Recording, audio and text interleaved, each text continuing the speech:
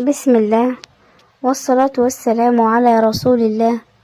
اللهم صل وسلم وبارك على سيدنا محمد وعلى آله وأصحابه أجمعين. في وقت بقى فيه كل حاجة حوالينا بتشدنا، ناس، سوشيال ميديا، مشاكل، مقارنات، بقينا تايهين وسط كل ده وسايبين أهم شخص في حياتنا نفسنا. السؤال هنا مش ازاي أكون ناجحة، السؤال الحقيقي ازاي أرجع لنفسي تاني. التركيز على نفسك مش أنانية، بالعكس ده وعي. لما تركزي على نفسك بتبقى أهدى وأوضح، بتبقي أهدى وأوضح وأقوى. لكن خلينا نكون صريحين، انت مش مشغولة عن نفسك عشان الوقت قليل، انت مشغولة عشان دماغك مليانة بكل حاجة إلا انت. طول اليوم بتفكري مين قالك ايه، مين زعلك، مين سبقك، مين احسن منك، ووسط كل ده انت فين؟ اول خطوة حقيقية للتركيز على نفسك هي انك تعترفي بحاجة مهمة. انا تايهة شوية وده طبيعي، لانك طول عمرك متعودة تدي لغيرك اهتمام ووقت وطاقة، بس عمرك ما وقفتي وسألتي انا محتاجة ايه. خليني اقولك حاجة مهمة جدا، التركيز على نفسك مش بيبدأ بخطوات كبيرة، بيبدأ بوعي صغير جدا. يعني ايه؟ يعني تبقي قاعدة لوحدك من غير موبايل وتسألي نفسك سؤال بسيط، انا حاسة بايه دلوقتي؟ مش تهربي، مش تشتتي نفسك، مش تفتحي فيديوهات، بس تسمعي نفسك. اللي بيخليكي مش عارفة تركزي على نفسك هو انك بتجري ورا رضا الناس، بتخافي تزعلي حد، بتحاولي تبقي مثالية، وده بيخليكي طول الوقت بره نفسك مش جواها. الحقيقة اللي محدش بيقولها، مفيش تركيز على النفس طول ما انتي بتراقبي غيرك وبتقارني نفسك بيهم. كل مرة تمسكي الموبايل وتقارني حياتك بحد تاني، انتي بتبعدي خطوة عن نفسك. جربي تعملي حاجة بسيطة جدا من النهاردة، ساعة لنفسك، ساعة واحدة بس في اليوم، من غير سوشيال ميديا، من غير كلام مع حد، من غير دوشة. اعملي فيها اي حاجة تحسسك هادية، مرتاحة، قريبة من نفسك، حتى لو هتفضلي ساكتة عادي. ايه الحاجات اللي بتسرق تركيزك من نفسك وازاي ترجعيها؟ اول حاجة لازم تعرفيها، التركيز مش مهارة، التركيز اختيار. كل مرة تمسكي الموبايل بدون سبب ده اختيار، كل مرة تفتحي حياة حد وتقارني ده اختيار، حتى انك تهربي من نفسك ده اختيار برضو. بس الفكرة اننا بقينا بنعمل ده بشكل تلقائي. اكبر حرامي لتركيزك هو التشتت السهل. يعني ايه؟ يعني بدل ما تقعدي مع نفسك وتفهميها، بتفتحي فيديو بعده فيديو بعده فيديو، وبعد ساعة لا ارتحتي ولا فهمتي نفسك ولا عملتي حاجة. الحل هنا مش انك تمنعي الموبايل، الحل انك تبقي واعية وانت بتستخدميه. جربي كده قبل ما تفتحيه، اسألي نفسك انا داخلة ليه؟ لو مفيش اجابة واضحة اقفلي.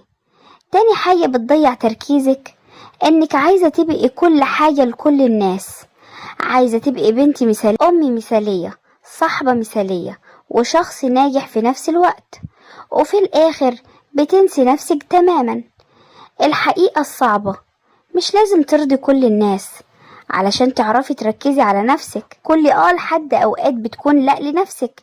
تمرين بسيط جدا ليكي من النهاردة، لما حد يطلب منك حاجة اسألي نفسك ده هيجي على حساب راحتي؟ لو جربي نعتذر بلطف، مش لازم دايما تكوني متاحة. تالت نقطة مهمة جدا، دماغك محتاجة هدوء مش ضغط. كتير فاكرين انهم هيركزوا على نفسهم لما يضغطوا على نفسهم اكتر، لكن الحقيقة العكس. لما بتقسي على نفسك بتتهربي، بتكسلي وبتفقدي الطاقة. بدل ما تقولي انا مقصرة، قولي انا محتاجة ابدأ بهدوء. ابدأي بحاجة صغيرة جدا، 10 دقايق قراءة، شوية كتابة عن يومك، او حتى ترتيب بسيط لمكانك. الحاجات الصغيرة دي بتبني تركيز كبير مع الوقت. اهم نقطة، التركيز على نفسك مش معناها انك تعملي انجازات ضخمة، التركيز معناها انك تبقي حاضرة مع نفسك. خليني اسألك سؤال بصراحة، انت لما تقعدي مع نفسك بتحسي بايه؟ راحة ولا نقد ولا صوت جواكي بيقولك انت مقصرة؟ لو صوت النقد هو الاعلى يبقى طبيعي تهربي من نفسك، الحقيقة اللي ممكن تكون مؤلمة شوية، انتي مش عارفة تركزي على نفسك، انتي اوقات مش حابة تقعدي معاها اصلا. عشان كده قبل ما نركز على نعمل ايه، لازم نركز على نحس بايه. اول خطوة هنا، ابني علاقة هادية مع نفسك.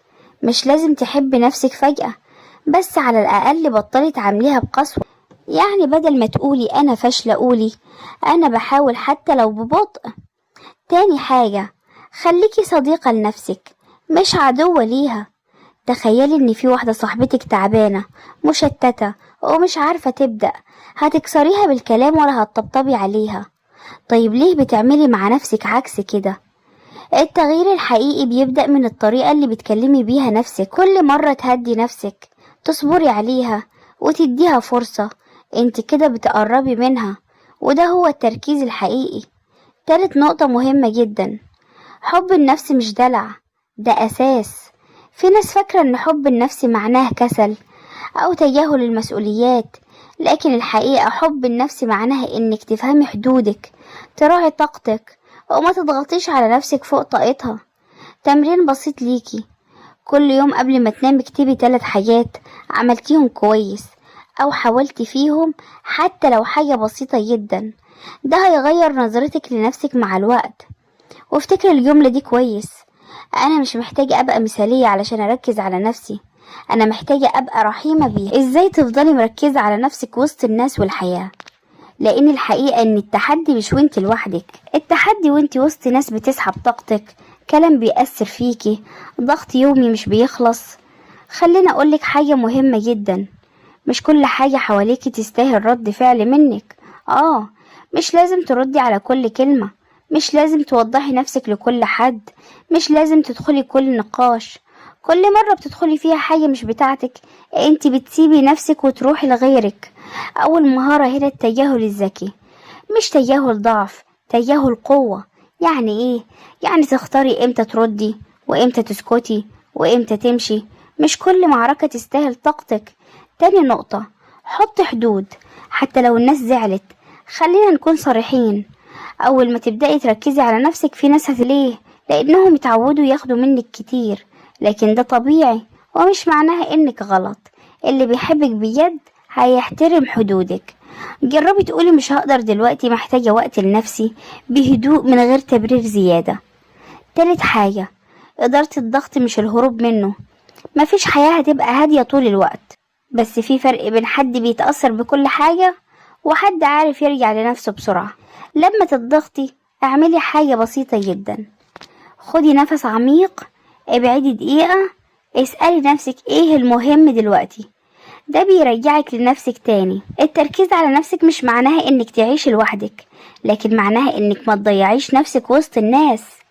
وافتكري الجملة دي كويس، انا اقدر اكون وسط الناس من غير ما ابقى تايهة عن نفسي. النهاردة مش هنتكلم عن تبدأي ازاي، انتي بدأتي خلاص، بس هنتكلم عن مشكلة اهم، ليه بنرجع لنقطة الصفر. خليني اقولك الحقيقة من غير تجميل، مشكلتك مش انك بتعرفي تركزي على نفسك، مشكلتك انك مش بتستحملي الاستمرار. بيحصل ايه؟ بتتحمسي، تبدأي تهتمي بنفسك، تبعدي شوية عن الناس، ترتاحي، وفجأة يوم ضغط كلمة من حد، احساس وحش، ترجعي لنفس الدوامة. ليه ده بيحصل؟ لانك كنت فاكرة ان التغيير بيساوي حماس، لكن الحقيقة التغيير بيساوي ثبات حتى وانت مش حابة. اول نقطة مهمة جدا، بطلي تعتمدي على المزاج. مش لازم تبقي مرتاحة وجاهزة أو عندك طاقة علشان ترجعي لنفسك. اعملي الحاجة حتى لو بسيطة جدا، دقيقة هدوء، فكرة واحدة تكتبيها، لحظة وعي، ده كفاية. تاني نقطة، اقبلي ان طاقتك مش ثابتة. في ايام هتبقي مركزة جدا، وفي ايام مش قادرة تعملي حاجة، وده طبيعي جدا. المشكلة مش في اليوم الوحش، المشكلة انك بتسيبيه يتحكم فيكي ايام بعدها. خلي القاعدة دي عندك، حتى في أسوأ يوم هعمل حاجة صغيرة لنفسي. تالت نقطة، ارجعي بسرعة، ما تجلديش نفسك. أكبر غلط إنك تغلطي وبعدين تقعدي تلومي نفسك فتتعطلي أكتر.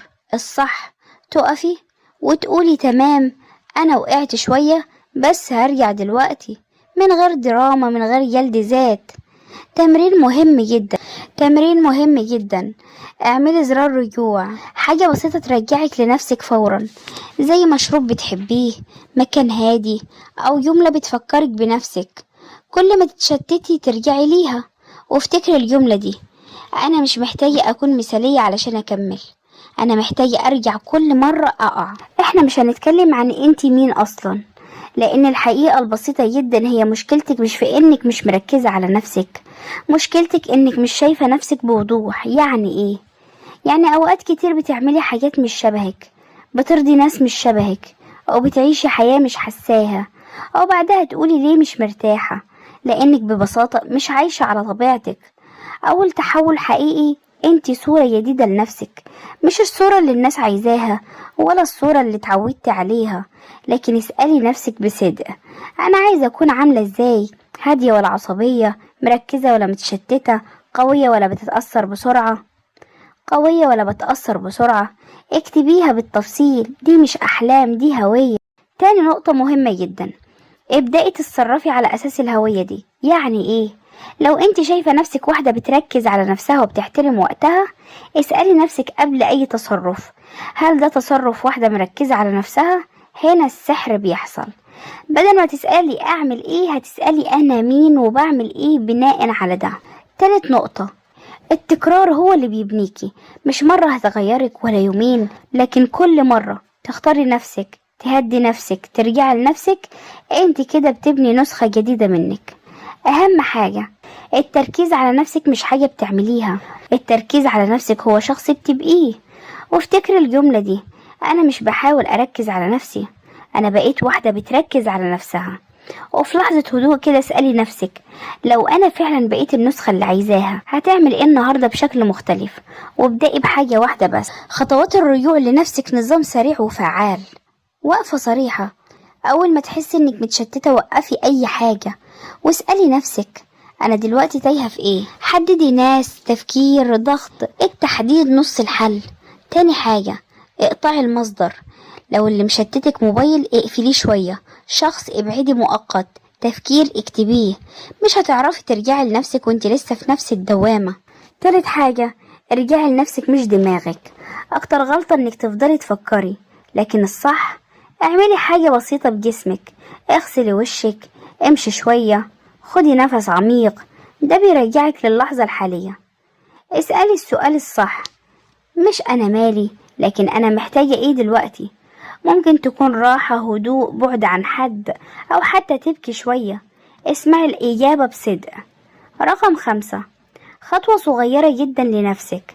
ما تحاوليش تصلحي حياتك كلها مرة واحدة، اعملي حاجة واحدة بس. رتبي مكانك، اكتبي اللي جواكي، اقعدي في هدوء 10 دقايق. الخطوة الصغيرة بتسوي رجوع حقيقي. رقم 6: ما تجلديش نفسك. لو رجعتي تاني للتشتت، انا برجع اهو، وده كفاية دلوقتي. رقم 7: ثبتي عادة الرجوع يوميا. حتى لو انت كويسة، خدي 10 دقايق كل يوم، تقعدي مع نفسك، تفهمي يومك، تهدي دماغك. ده بيخليكي ما تبعديش اصلا. اهم حاجة تفهميها: الرجوع لنفسك مش مرة وخلاص، ده مهارة بتتكرر كل يوم. وافتكري الجملة دي: انا مش بضيع، انا بس بنسى نفسي وبعرف ارجعها تاني. تعالى اقولك على روتين يومي يخليكي مركزة على نفسك. الفكرة هنا مش تعملي 20 حاجة، الفكرة تعملي قليل بس بوعي. اول اليوم من 10 ل 15 دقيقة، ابدأي يومك بيكي قبل اي حد. اقعدي في هدوء من غير موبايل، خدي نفس عميق كذا مرة. اسألي نفسك: انا عايزة يومي يبقى عامل ازاي؟ مش اهداف كبيرة، كلمة واحدة تكفي: هادي، منظم، خفيف. نقطة تركيزك اليوم 5 دقايق. اكتبي حاجة واحدة بس عايزة تعمليها لنفسك النهاردة، مش للناس، مش للبيت، ليكي انتي، حتى لو بسيطة جدا. قانون الموبايل مش لازم تمنعيه، بس استخدميه بوعي. قبل ما تفتحيه اسألي: انا داخلة اعمل ايه؟ لو مفيش سبب اقفلي. هتتفاجئي قد ايه ده هيحافظ على تركيزك. منتصف اليوم دقيقة رجوع. وسط الزحمة اعملي ريست سريع، وقفي دقيقة، خدي نفس، اسألي أنا لسه معنا ولا اتسحبت. لو اتسحبتي ارجعي بهدوء. حدود بسيطة خلال اليوم. اختاري موقف واحد بس تقولي فيه لأ بلطف، حاجة مش على مزاجك أو هتتعبك، ده بيثبت إنك بتركزي على نفسك فعلا. آخر اليوم 10 دقايق هدوء. قبل النوم اقفلي الموبايل، اسألي نفسك 3 أسئلة. أول حاجة، ايه الحاجة الحلوة اللي عملتها لنفسي؟ تاني حاجة، امتى حسيت اني تايهة؟ رقم 3، ازاي اكون اهدى بكرة؟ قانون مهم جدا، مش لازم تعملي الروتين كله كل يوم، لكن لازم تعملي جزء منه. السر الحقيقي مش الروتين هو اللي هيغيرك، الاستمرارية حتى لو بسيطة هي اللي هتفرق. وافتكري الجملة دي، أنا مش محتاجة يوم مثالي، أنا محتاجة يوم حقيقي أكون فيه قريبة من نفسي. وهقولك على حاجة، إزاي تحافظي على نفسك من الناس اللي بترجعك لورا. في ناس مش وحشة، بس وجودهم حواليكي بيخليكي تضيعي، تتوتري، ترجعي لعادات مش شبهك. المشكلة مش فيهم، المشكلة في انك بتسيبي نفسك معاهم من غير حدود. اول خطوة، افهمي تأثير كل شخص عليكي. اسألي نفسك بوضوح، بعد ما بقعد مع الشخص ده بحس بإيه؟ طاقة ولا استنزاف؟ راحة ولا توتر؟ تركيز ولا تشتت؟ الإحساس ده هو البوصلة بتاعتك. تاني خطوة، حدود من غير تبرير كتير. مش لازم تشرحي نفسك كتير، جمل بسيطة تكفي. مش هقدر دلوقتي، محتاجة وقت لنفسي، هرد عليك بعدين. اللي بيحترمك هيحترم ده. تالت خطوة، قللي التعرض مش القطيعة. مش لازم تقطعي الناس إلا لو مؤذيين جدا، لكن قللي الكلام، قللي الردود السريعة، قللي الدخول في تفاصيلهم، ده اسمه مسافة آمنة. رابع خطوة، ما تدخليش في كل حاجة. مش كل مشكلة لازم تشاركي فيها، ومش كل كلام لازم تردي عليه. اسألي نفسك، ده هيفيدني ولا هيستنزفني؟ لو استنزاف اسكتي. خامس خطوة، لما تتأثري ارجعي بسرعة. لو لقيتي نفسك بعد كلام مع حد اتلخبطتي، اعملي الآتي فورا، ابعدي دقيقة، خدي نفس، اكتبي احساسك في سطرين، ارجعي لروتينك. المهم ما تفضليش جوه التأثير. رقم 6، ابني دايرة راحة. اختاري ناس 1 أو 2 بس معاهم تحسي بالأمان وتكوني نفسك، وخلي باقي العلاقات خفيفة. أهم فكرة في الجزء ده، مش المطلوب تبعدي عن الناس، المطلوب ما تضيعيش نفسك وسطهم. وافتكري الجملة دي، أنا أقدر أحب الناس من غير ما أضيع نفسي. وفي النهاية، التركيز على نفسك مش رحلة سهلة ولا يومين وتعدي، دي رحلة هدوء داخلي، خطوة خطوة. ورجوع لنفسك كل مرة تلاقيها بتبعد. مش مهم تبقي كاملة، المهم تبقي حقيقية مع نفسك. كل مرة هتختاري نفسك فيها حتى لو بخطوة صغيرة، انت بتبني نسخة أقوى منك. افتكري دايما، أنا مش بضيع، أنا بس بتعلم أرجع لنفسي كل مرة. ولو الكلام ده لمس قلبك أو حسيتي إنه بيمثلك، ما تنسيش تدعمي القناة، اعملي لايك واشتركي في القناة وفعلي الجرس علشان يوصلك كل جديد. وإلى اللقاء، إلى فيديو جديد إن شاء الله، مع ألف سلامة.